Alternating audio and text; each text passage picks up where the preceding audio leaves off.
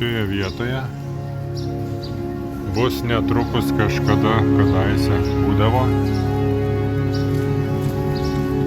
fotografija, kurioje vyksta atidarymas 4 Užupio Konstitucijos lentų.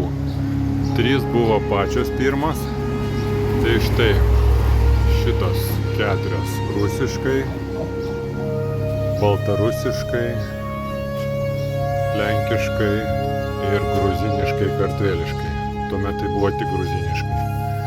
Tai štai ten yra pavaizduota būtent tų 4 konstitucijų atidarymas. Gal vienintelis konstitucijų sienai, bet vienu metu atsidarė 4.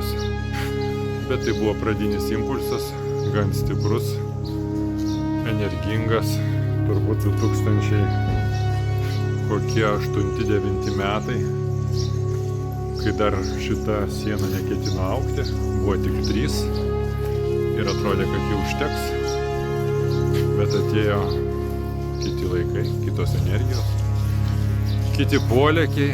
Marius nuvarė į Gruziją, pradėjo skraidyti, atsirado draugai ir čia reikia padėkoti tuo metu buvusiam Užupio Respublikos kaip čia mylėtojui, Respublikos užsienio reikalų ministrui Petrui Vaitiekūnui už tai, kad šitas įvyko.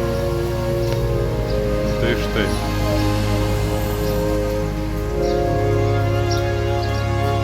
Skanuokit kur kodus ir stebuklingų vietų atsiras daugiau.